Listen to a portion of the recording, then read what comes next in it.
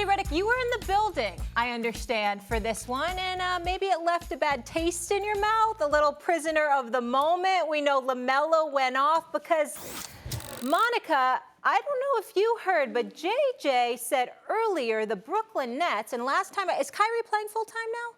Please quote me correctly when you say this. What? I Get the quote right now. Get the quote right now. I just asked. I said, is Kyrie playing full-time? Yes, he's playing. Okay, he is. Is Kevin Durant playing full-time? Yeah, of course. Okay, and let me get the quote right. Did you say they are not going to win, the Nets will not win a playoff series? Was that accurate, what you just said? I have the tape about 5 minutes ago. I don't know that I was that definitive. I left myself some room. What I believed, I said I'd be surprised maybe if they win a playoff series. I'd be surprised if they win a Monica, what did you hear, and what do you have to say about this? Because someone's backpedaling a little right now. JJ, my friend, I understand that because, we have rational basketball conversations, but I'm going to just lean into the namesake of this show, one Stephen A. Smith, real quickly. Now, JJ Redick, I need to understand. You're trying to tell me with that man, Kevin Durant, the Slim Reaper, easy money sniper, and with Kyrie Irving, who is box office. Now, we're not going to talk about the vaccination status and all that, but it's box office. This is pretty good. They couldn't get past the Miami Heat. Now, I love Miami, but the Miami Heat? Or let's just say it's the Philadelphia 76ers, where James Harden has not proven himself in the postseason. Now, JJ Redick, I know you played all them years in the league, and you're one of the greatest shooters to ever do it. But I don't see that, my friend. You are sorely mistaken, and I'm going to tell you why. That was a lot of energy. I don't know how you do that on a regular basis. No, that was great. That was spot on. Now tell him why he's wrong. Tell him why he's wrong. Okay, all jokes aside, I do think that Kyrie being available drastically changes the Brooklyn Nets. A no-brainer there. But I also go back to the trade, JJ, and I'm looking at Seth. I'm looking at Andre Drummond. The way that Seth Curry allows them to space the floor with KD and Kyrie, to me, is a game changer. And granted, when we talk about series, we're wondering about the Nets defense and the Constitution. For as fantastic as the Miami Heat potentially are defensively, and yes, PJ Tucker is one of the guys that defends KD best in the league, they're struggling to score the basketball at a high clip.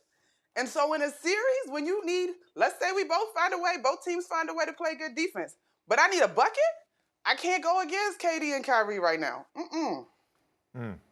Okay.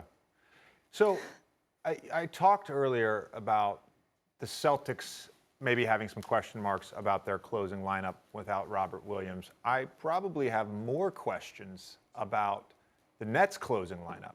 Obviously, Kyrie, Kevin will be in that closing lineup.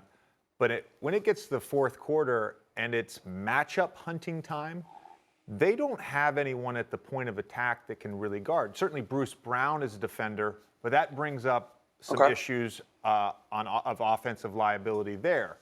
They do not have an elite rim protector either. We know Kevin is a great defender, but Kyrie, Patty Mills, Seth Curry, these are all undersized guards. I don't care who they're going against in the East. James Harden, bigger guard.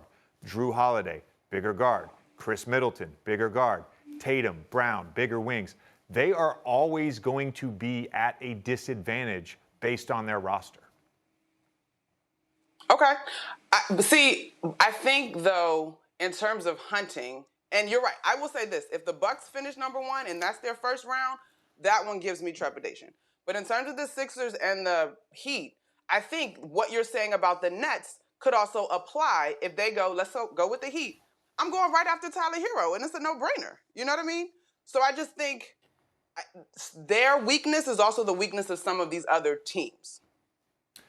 That's fair.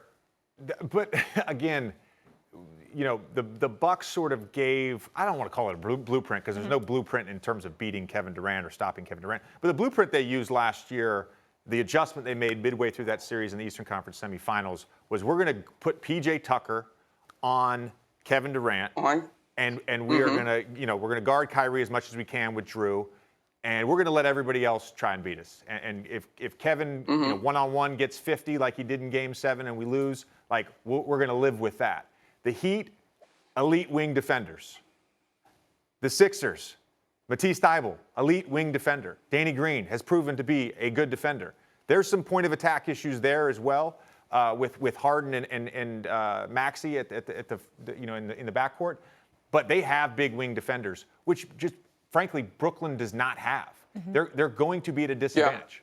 All right. So this isn't Sunday Well, night tarnishing your day with Knox. It wasn't anything like that. It was a good basketball game. Oh, It was a okay, good okay. basketball game. Yeah, on the Hornets side. I'll just leave it by saying this. So you're now going to avoid delis on Carolina's campus, and I would probably avoid delis on that side of the bridge. I Just live stay right here. right Stay over right there. here. I'm going to have some problems. They can't wait for you. They can't wait. They're thinking chip. You're thinking maybe not a series. It's all.